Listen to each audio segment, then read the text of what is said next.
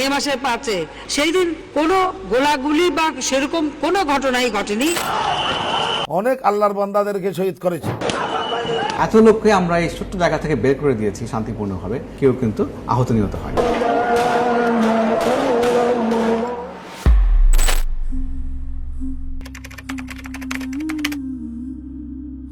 রক্তাক্ত এক ইতিহাস।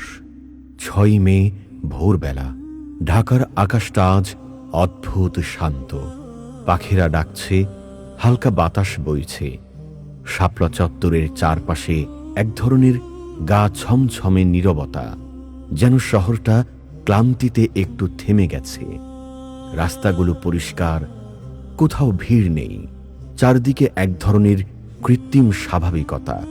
এই দৃশ্যটা দেখে আজ কে বলবে মাত্র কয়েক ঘন্টা আগে এই প্রান্তরটা ছিল হাজারো মানুষের উপস্থিতিতে মুখর, উত্তেজনায় ভরা, স্লোগানে কাঁপানো এক রণক্ষেত্র।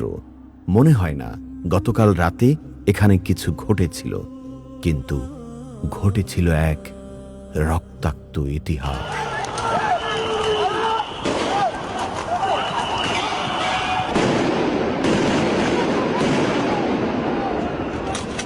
ঘটনার শুরুটা 2013 সালের 5 ফেব্রুয়ারি। যুদ্ধাপরাধের বিচারের দাবিতে শাহবাগে শুরু হয় এক গণ আন্দোলন। কিন্তু সময়ের সাথে সাথে সেই আন্দোলনের একটি অংশের কার্যক্রম নিয়ে প্রশ্ন ওঠে। অভিযোগ ওঠে ধর্মবিদ্বেষ ও ধর্মীয় প্রতীকের অবমাননার। অনলাইন ব্লগে মহানবী সাল্লাল্লাহু আলাইহি ওয়াসাল্লামকে নিয়ে কুরুচিপূর্ণ লেখার প্রতিবাদে দেশের ধর্মপ্রাণ মানুষের হৃদয়ে ক্ষোভের আগুন জ্বলতে শুরু করে। এই ক্ষোভকে সাংগঠনিক রূপ দিতে মাঠে নামে হেফাজতে ইসলাম বাংলাদেশ। অনেক নেতা কর্মীদেরকে আহত করেছে এবং গ্রেফতার করেছে আমাদের নেতা কর্মীদেরকে।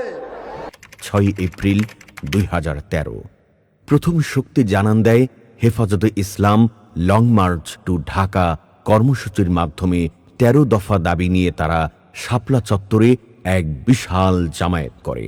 এটি ছিল কেবল সূচনা মাত্র। দাবি আদায়ে সরকার গড়িমসি করায় পরিস্থিতি ক্রমেই উত্তপ্ত হতে থাকে। এক পর্যায়ে নেতৃবৃন্দ 5 মে 2013 ঢাকা ঘেরাও কর্মসূচি ঘোষণা করেন। সকাল থেকেই দেশের বিভিন্ন প্রান্ত থেকে টুপি পাঞ্জাবি পরা হাজার হাজার মানুষ ঢাকার প্রবেশপথগুলোতে জড়ো হতে থাকে। দুপুরের মধ্যে মতিঝিল ও শাপলা চত্বর রূপ নেয় এক বিশাল জনসমুদ্রে।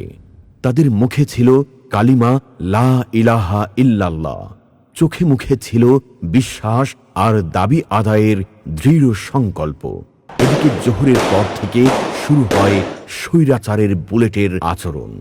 কিছুক্ষণ পর নেতৃবৃন্দের কাছে খবর আসতে থাকে, বিভিন্ন শহীদের নিহতের খবর।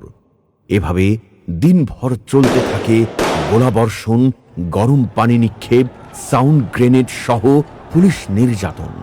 বিকেলের সূর্য অস্ত যাওয়ার সাথে সাথে শুরু হয় রাতের অন্ধকারে এই গণজামায়াতকে নিঃশেষ করার এক মহা পরিকল্পনা। সেনাবাহিনী থেকে নেতৃত্ব দেয় জিয়াউল আহসান, আর মহাপরিচালনাকারী হিসেবে ইতিহাসে যে স্বৈরাচারের নাম লিপিবদ্ধ সেটা হচ্ছে ফ্যাসিস্ট হাসিনা। এভাবে রাত বাড়তে থাকে। মতিঝিলের আকাশচুম্বী ভবনগুলোর ছায়ায় হাজার হাজার মানুষ বিছানা পেতে বসে আছে। কেউ জিকির করছে, কেউ ক্লান্তিতে ঘুমিয়ে পড়েছে। কারো কল্পনাতেও ছিল না একটু পর কি হতে যাচ্ছে।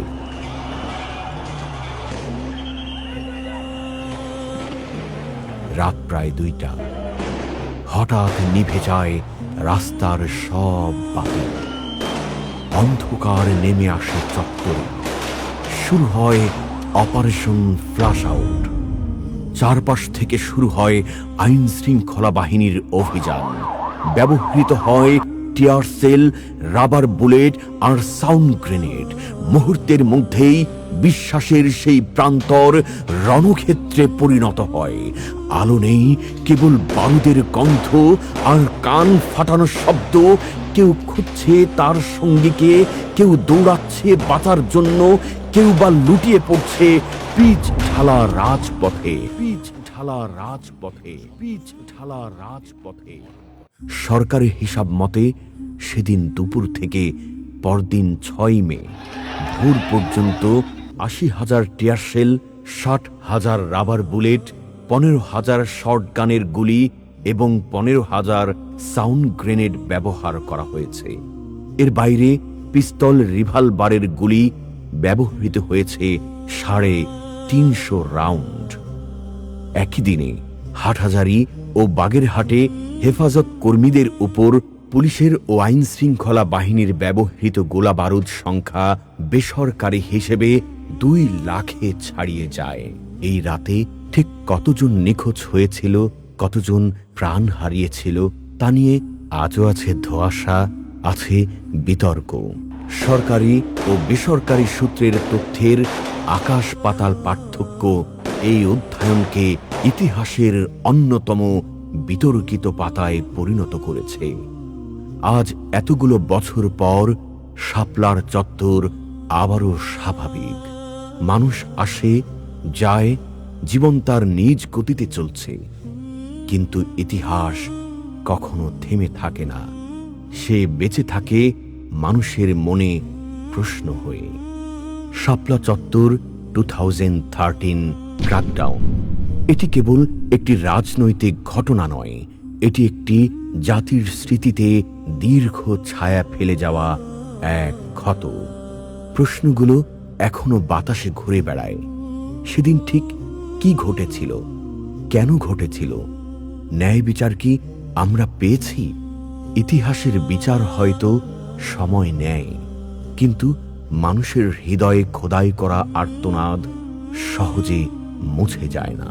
মনে রাখবেন, কিছু রাত শুধু রাত নয়, এগুলো হয়ে যায় একটি জাতির রক্তক্ষয়ী ইতিহাস।